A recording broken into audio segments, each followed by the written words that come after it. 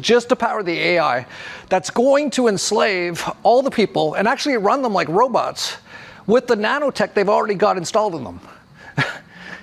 It's incredible. And that's what Trump, basically, like Trump has nothing, like he wakes up and they go, here's your notes, here's where you're going today. Basically say this.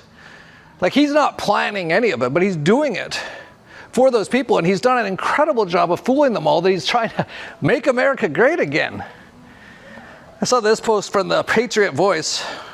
While the world is being totally distracted and whiplashed by the Obama saga and Epstein situation, Trump just signed 3 massive executive orders today concerning AI, continuing his pledge from day one with Project Stargate, accelerating permitting to build data center infrastructure.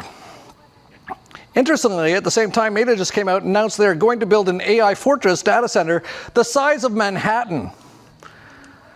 Think about that for a second. An AI data center that enormous is obviously being built for total control and dominion. I can see this absolutely leading to the mark of the beast. In fact, this is the only direction in which I see this heading, and we're going there quickly. Agenda 2030 is when the one world government structure is set to take shape officially, and the moves which are being made by Trump and his administration right now are perfectly laying the ground at warp speed. 15-minute cities run by AI, a government controlled by AI, an AI president, robots which have no soul or morals, replacing the soul of the God-given human spirit and replacing all of our jobs. Even Trump himself said that most jobs will in fact be replaced by AI. All the while, we're being lulled into the golden age when really it's the enslavement age. Yeah. So many people are fooled by it, but hopefully a lot of them are waking up now. I don't really know exactly what you can do at this point.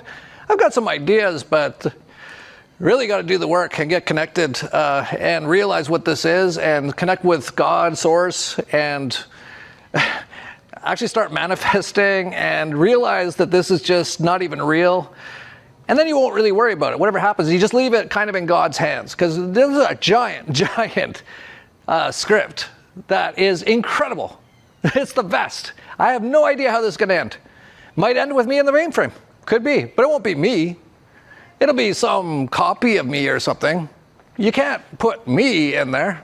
Well, not Jeff. Jeff doesn't exist. I'm talking about me. I created all this. So did you. We all did. We're all part of it. What's incredible, remember when they had Trump and Elon Musk and J.D. Vance at an Army-Navy football game? And they put him on the big screen. This is before he was even the president. And up there was a giant ad for Palantir. Talk about predictive programming. And would it surprise you if Trump ends up stepping down because of the Epstein stuff that comes out, and then they put in J.D. Vance as president, and then the Palantir takeover is complete because J.D. Vance is basically Peter Thiel's puppet. And J.D. Vance, by the way, has changed his name 3 times. That's not his name. He's changed his name 3 times. All these people have. Barack Obama, that's not his name. Barry Soetoro. Michelle Obama, Michael Robbins. Netanyahu, Milkowski. They're all, almost all of them are basically fake sort of staged people put into these roles. It's incredible. I don't know what's going to happen. It's going to be amazing. I remember watching movies like Terminator or Star Wars or all kinds of stuff with all these evil sort of big, massive takeovers by this massive enemy. And kind of thinking it'd be so cool to be like Luke Skywalker or something, right? Well, I'm in luck, because basically that's what I'm going to have to do if I want to survive this, and you will too. But you can. So you can do anything. I can too. But you're going to have to like forget all, turn off the football game, stop drinking that beer. Better get in shape physically, mentally, and spiritually, and work on it every day like a kung fu monk. Better be in your steam room, your cold plunge bath, your hyperbaric chamber, plasma bath, every day to get ready for this. Or not. You can just go down and be in the mainframe or whatever. But I personally want to kind of win this. It's becoming so, like, beyond, it's almost unbelievable how, it's like a clown show. Like, I saw Trump the other day, and out of the blue, he's at the Federal Reserve. And this could have been a scene from Office Space. It could have been a Saturday Night Live skit. Like Trump walks up and he's like, wow, you know, how much is it going to cost? The guy's like, well, 2.8 billion. And he's like, no, I don't think so. I heard it's 3.1 billion. He takes out a piece of paper. The guy's like, no, I haven't seen that. And like, it was all like a show, but it's so bad. Like, I can't believe anyone even thinks it's real. I think we hear the president. Let's tune in. With the chairman, as you know. Chairman, come on over. And we're just taking a look at what's happening. You know, it's a tough construction job. They're building basements where they didn't exist or expanding them, and a lot of very expensive work. There's no question about it. And Tim has been with me for a long time, and you're in charge of the committee. Indeed. One of the reasons why I wanted to see it was the overruns of the expenses, wanted to figure out why. Yeah. So we're taking a look, and it looks like it's about $3.1 billion. It went up a little bit, or a lot. So the 2.7 is now 3.1. I'm not aware of that. Yeah, it just came out. Yeah, I haven't heard that from anybody at the Fed. It just came out. Our notes had it about 3.1 as well. 3.1. 3.2. This came from us? Yes. I don't know who does that.